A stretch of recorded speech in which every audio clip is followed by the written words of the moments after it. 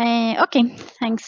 So I'm Carolina Mora Lopez from imec. I'm an analog designer, and I was working with the NeuroPixels probes since the very beginning of the project.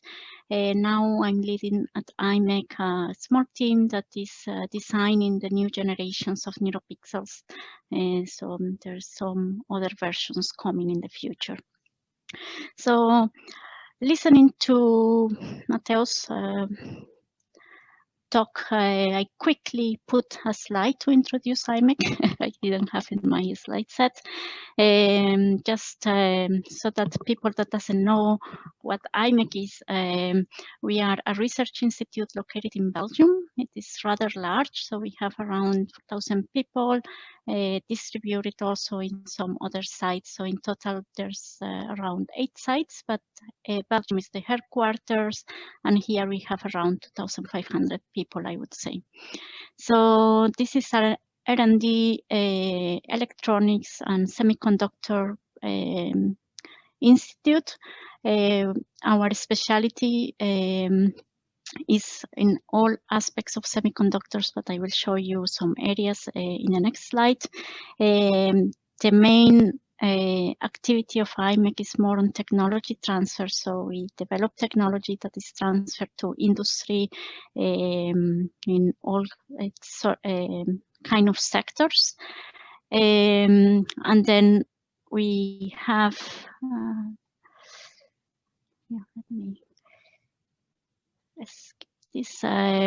some application domains that go from health to mobility to smart cities, all kind of part of smart systems, but also in semiconductors and system technologies and all kind of digital technology platforms.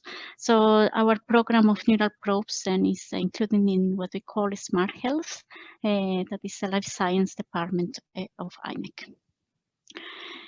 Okay, so this is a short introduction to imec. So I will start then explaining NeuroPixels 1 and the motivation behind the design of NeuroPixels was this need to further scale the number of readout channels, the number of sites in electrophysiology tools, and we have seen over the decades great improvement in all these aspects in terms of size and in terms of functionality. And I think around 2010, the INTEN system was one of the most popular tools for electrophysiology. So from there, we wanted to go a bit beyond in increasing further the number of readout channels. And the only way to do that was to use different technologies to be able to skip this, what we call a wiring bottleneck. I will try to explain that later. But basically, when we scale the number of sites, in normal tools, you also scale the number of wires that you need for external connections. So this is undesirable. And then the NeuroPixels probes try to solve this issue. Also trying to have more functionality, being more compact, cheaper, more user-friendly. So this is how we started. So based on these needs, we basically designed the first neural probe that was designed in CMOS technology to solve these issues that I mentioned before. So as it was explained already before, we have a probe that has around 900 electrodes distributed along this implantable shank. You can see a zooming here of how the electrodes are distributed. We have a large tip electrode in the shank that serves as a reference. And basically the function of all the circuits that are integrated in the base are to do signal processing, so amplify, filter, and digitize the analog inputs that come from the electrode to the output. So basically we have a digital code coming out of the probe. And the advantage of this is that the outputs of the signals are not longer sensitive to noise and interferences. So you could basically route them in a long wire without worries for deteriorating your signal quality. So what is actually happening inside the probe? So there are 4 main steps that happen here. One is the site selection. So as I mentioned, we have 900 electrodes. So we need to select some of them to be recorded at the same time. So once you do the selection, the signal will travel through the shank until the first amplifier in your readout channel. There will be a first amplification. This is a fixed gain, and the signal will split in 2 bands to separate action potentials for local field potentials. And the objectives here is to try to amplify both with different gains. And then these signals get combined again and pass through an analog to digital converter that it will generate the digital code from the analog input. So this is, in very general terms, what the probe is doing. But of course, all this is done in parallel with 384 channels at the same time. So I want to show you now, in a very engineering way, how we represent this functionality. The diagram is a bit complex, but I will try to walk you through it in a simple way. So as I explained, then we have an implantable shank. This is 10 millimeters long and 70 micrometers wide, and we have a base that is around 9 by 5 millimeters square. In the shank, we have an array of pixels. So what we call pixel is actually the circuit that is underneath the electrode, and it's composed of a switch, analog switch, and a local memory. This memory is going to control if the switch is closed or open. So this controls the selection of this pixel or this site. Then this is all the electronics that there's in the shank. So there is 1 pixel per electrode. In the base, the electronics is a little bit more complex and there are many details to it, but I will try to explain you in simple words what it's doing. So as you saw before in the previous slide, there is first an amplifier that amplifies with a fixed gain of 50. Then the signals get separated in 2 bands with 2 filters. One is high pass, low pass to extract the AP signal. And then this gets amplified with a programmable gain. And the local field potentials get a low pass filter and also amplified with a programmable gain. These signals get multiplexed and go to an analog to digital converter to get digital codes to send out of the probe. Here, a digital control is just generating control signals for all the electronics in the probe. So the electrical specifications that we wanted to target with the design and the fabrication was first a very low impedance of the sites, and we have around 150 kilo ohm. The sites are 12 by 12 micrometer with a pitch of 20 micrometer. So some of the main specifications for the design part is to achieve low noise. So we wanted to make sure that both AP and LFP channels have low noise, so we have around 6 microvolt for AP, around 9 for LFP. Also, a low crosstalk was important to make sure that the channels do not interfere with each other. The ADC resolution here is 10 bits, and this resolution is the same for both bands. But the bands are sampled at different frequencies because the bandwidth is also different in both. So if you want to know more about electronics, this is, let's say, the deepest I will go with details here, but we have an IEEE publication that you can consult. There is all the details about all the components inside, how they were designed, what were the challenges, and so on.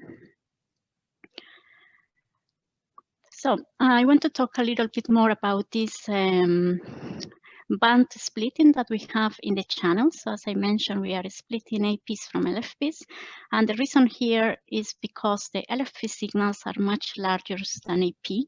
So you may want to apply a different amplification for AP, for example, larger amplification, while the LFP, you keep it at low gain. And in this way, you can use the full dynamic range of your analog to digital converter without losing resolution. So this was the main motivation of splitting the bands. And the programmable gains can go from 50 to 3000.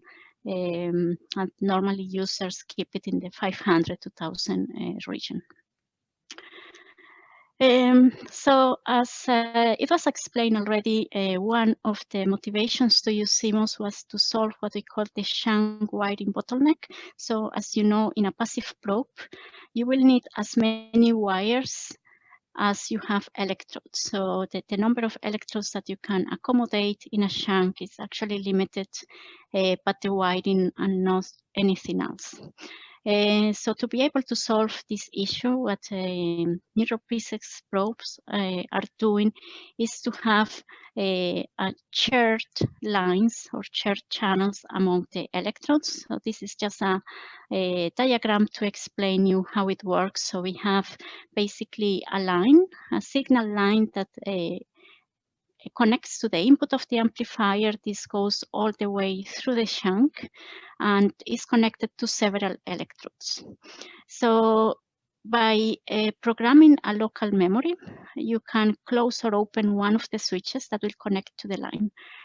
But normally you only want to have one electrode to be connected per channel. So this also limits which combinations of electrodes you can record at the same time. I will explain this in a moment. But this is the main principle. I think there has been also some tries of trying to connect several electrodes to the same line.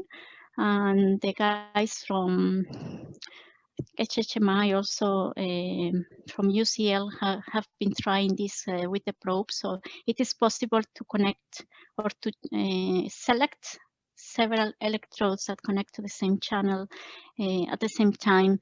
But the data analysis, of course, becomes a little bit more complicated.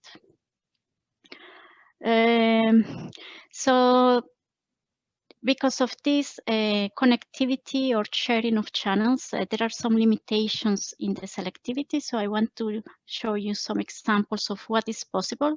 So because of this very high aspect ratio of the probes, we actually cannot provide random combinations because this will require a lot of connectivity. So we have what we call a pseudo-random. There are some limitations, and the limitations rely on which are the electrodes that share the same channel. So here are some examples of things that you can program. So you can program, for example, any combination of consecutive electrodes of 384 electrodes we call a group, but you can move this window per electrode to the right to be able to connect any possible combination of consecutive electrodes. So this is always possible, but it is always also possible to just have subgroups, not all of them consecutive, but to have subgroups that are divided in several parts of the SHANK. So the limitation here is that the first electrode of group A here in this plot is actually sharing the same channel as this first electrode in group B. And this means that if you select the first electrode in group A, you cannot connect the first electrode in group B and not the first electrode in group C. But you can connect any other electrode that has not been used yet.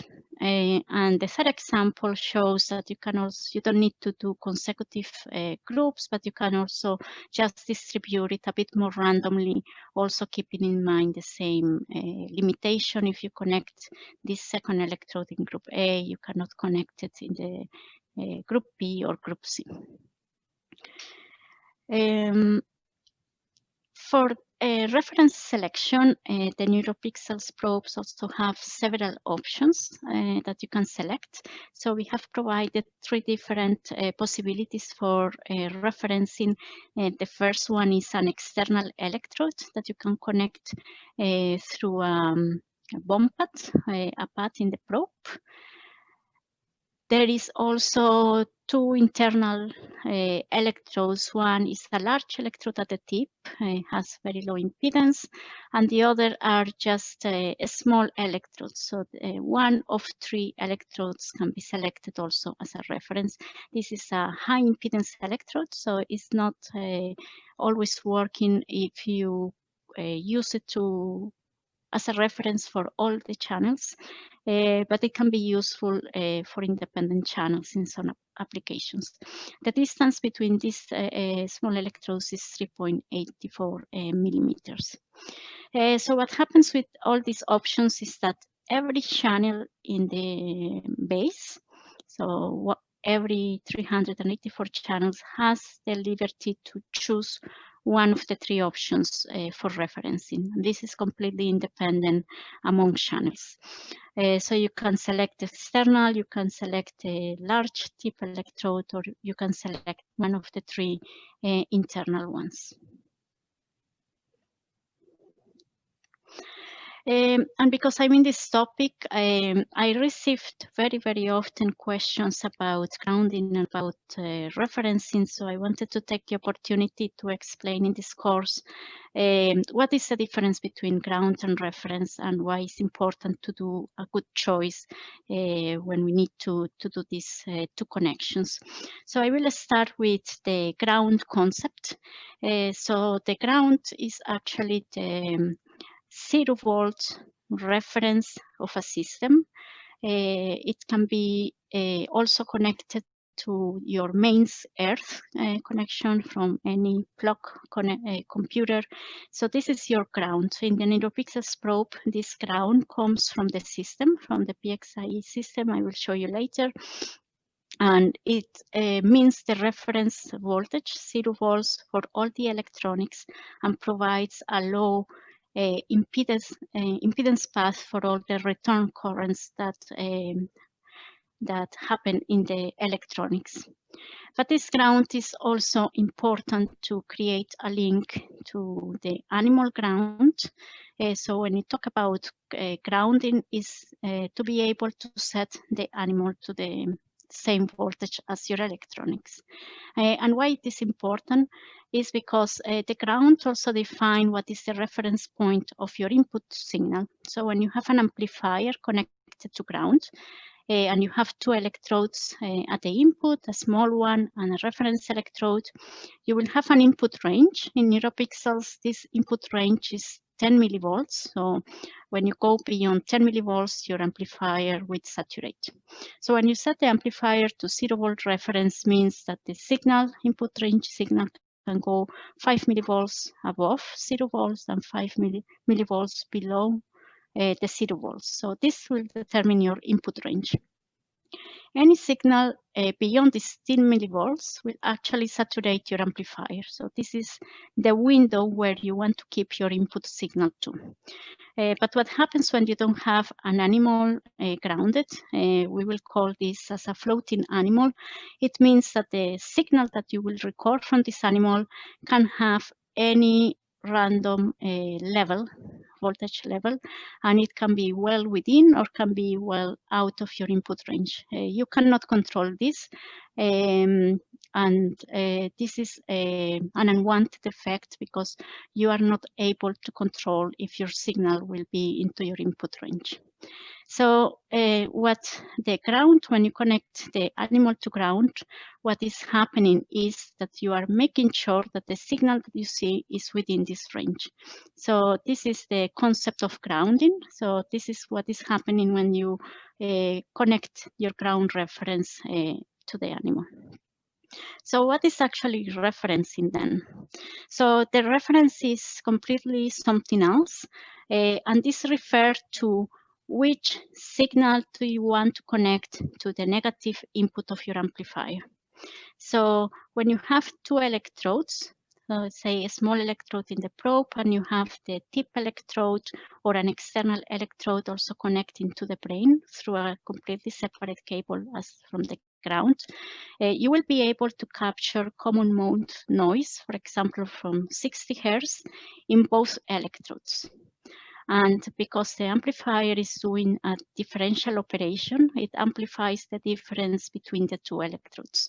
So you will be able to reject this common mode 60 Hz noise or any type of other interferences, can be also movement artifacts.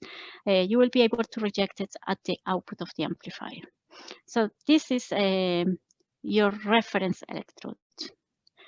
A very common choice many users do is to connect your reference to ground. This is because it's simple. You don't need any extra wire for this. So this choice, what it's doing is you are actually forcing your reference input to 0 volts because your ground is 0 volts. So when the amplifier does the differential operation, it's not really a differential mode because this input is 0. So we call this a single-ended amplification. So any noise that you capture at your small electrode will be also amplified at the output of the amplifier. So between these two options, the first one is of course better for signal quality. So in the NeuroPixels probes, we have then 3 different schemes that you can apply, and I want to show you here. So the first one is to do differential operation with an external reference. So in this case, you connect a wire from your ground path to something like a screw or any other connection to the brain, and you use a separate wire from your reference to another screw and another location, not the same location. So the disadvantage here, you will require 2 external electrodes, 2 wires, but you will have a good common modes cancellation in this way. The other solution, I think probably the most popular, is to have this single-ended operation with external wires, where you basically have a wire connected to the screw, and you do some shorting bridge between your reference and your ground, so that you only require 1 external wire. But here, again, you will have poor cancellation of common mode noise. And the third option is to use the internal reference, because the reference is in the brain and is separated from the ground. You already have your differential operation. And this, I think, is the best option for movement artifacts, because your reference will also move in the same way as your recording electrode, and you also need only 1 external wire. So this also has a more simplistic setup. Okay, so this was the part talking about the design and the features of the probe. I want to talk now about the fabrication. So what happens after you design? So after we do our work at imec as designers, normally these files get into a foundry. And what they will do is to print these designs many, many times into a silicon wafer that looks like this. The specific technology that we use for this project is 0.13 CMOS technology. It uses SOI wafer to be able to do very thin probes, and also uses an aluminum metallization. So you see the zoom part here that shows all the probes that are arranged in the wafer, and after the CMOS processing, what is done at imec clean room is post-processing a step that is CMOS compatible, and is also done at wafer level to be able to fabricate the electrodes and to create the shape of the probe. So all the shanks with silicon, deep silicon edge, and also dicing for singulation. So Matteo was talking about what else is here? So indeed, we have some test electronics, test chips to be able to measure the performance of certain components without the probe. So these are the details of this die. So in a close picture, we can see that the base of the probe is actually much thicker than the shank, and this is achieved by using this SOI technology. The shank is 24 micrometers thick, and we see here the array of electrodes that are covering the shank and the large tip electrode. And you see here at the right end the detail of the electrodes that is 12 by 12, and it uses a titanium nitride electrode material that has very low impedance, and this is because the material is very rough, and then it can achieve a large surface. And what you see here in these trenches are the vias that connect the electrode to the bottom metallization from the CMOS process. So why do you actually use CMOS technology? This is because this is the dominant technology to design integrated circuits. This technology uses a series of physical and chemical processes that perform on a silicon substrate.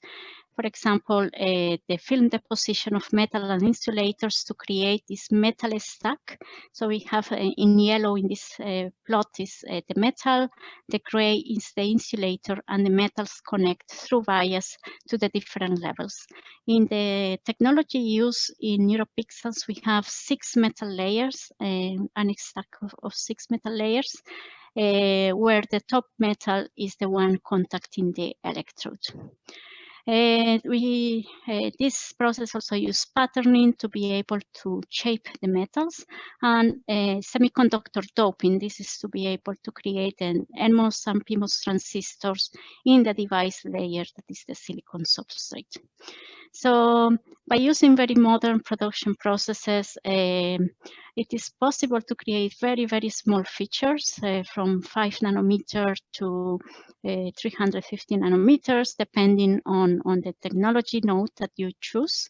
And even lower nowadays, there are also smaller technologies than this for modern cell phone technology. And because these very small features, it is possible to integrate millions of transistors in the chip and have interconnections to create complex functionality. So in summary, then CMOS technology is very reliable. You can create very low power electronics. It's also low cost since you process at wafer level, and it's scalable. So if we look at the cross-section of the NeuroPixels probe of the shank, we can see all these metal levels that achieve the functionality of just connecting switches, memories, and the connectivity from all the electrodes to the base through all these series of very, very compact metal lines. In the version I'm showing you here, actually, that was the version that has amplifiers under the pixel and had also capacitors at the top. And these top metals are the ones where the electrodes get contacted. So there is basically a via that connects this top metal to the electrode that will come on top of it. So this is a very, very dense stack of metal lines that achieve the connectivity, and this is actually what is limiting as well how many electrodes without channels you can have. So in the probes that we have at the moment, we also have a bottleneck, meaning that we can accommodate a number of metal lines here at the bottom, and that's limiting how many channels we can have at the base. So if you will go to a smaller technology that allow, for example, a larger stack, not 6, but maybe 9 or 10 layers, or allows a smaller pitch in these metal lines, then you would be able to have more than 384 channels.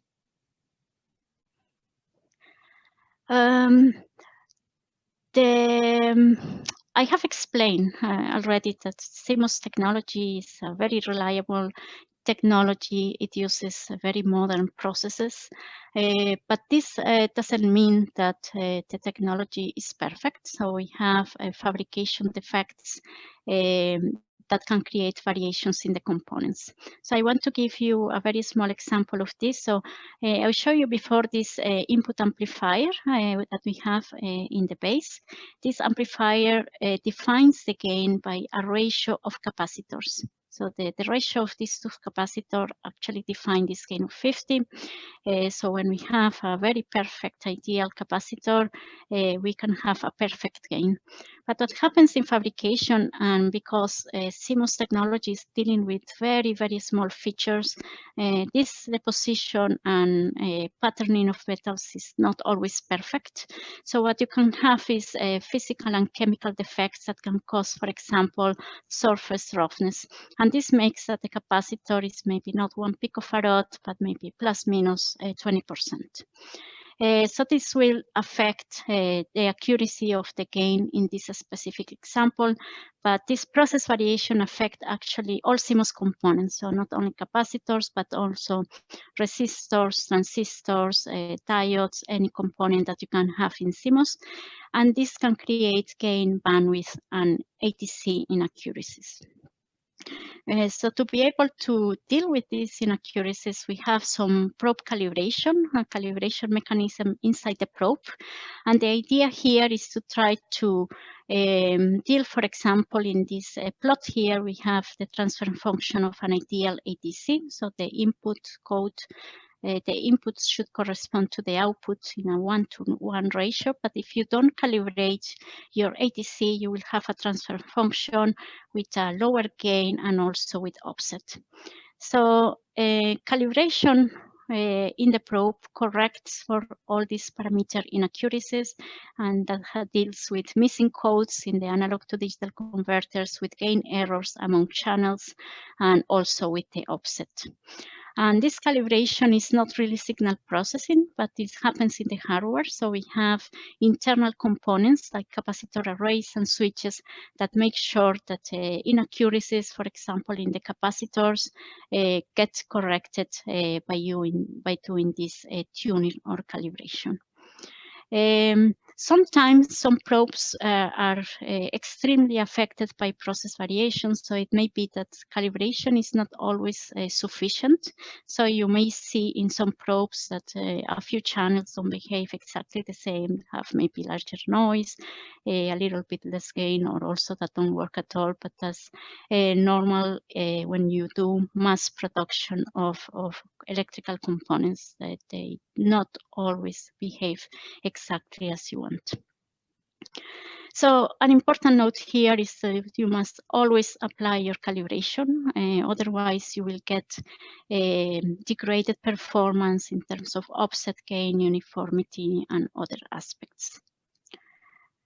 So just to conclude my talk, I would like to show you here the full data acquisition system of NeuroPixels 1. So it consists of the probe. We talk a lot about it today. This probe is packaged on a flexible PCB that goes to a head stage that you see here is only 0.9 grams, and the probe is 0.4. This head stage gets connected through a long cable to the PXI acquisition module.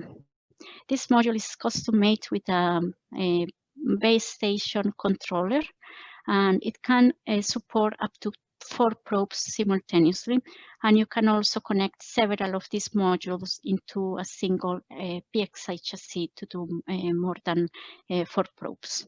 So if you want to know more about operating this, you will hear a lot, of course, in this course, but there is a manual in the NeuroPixels website.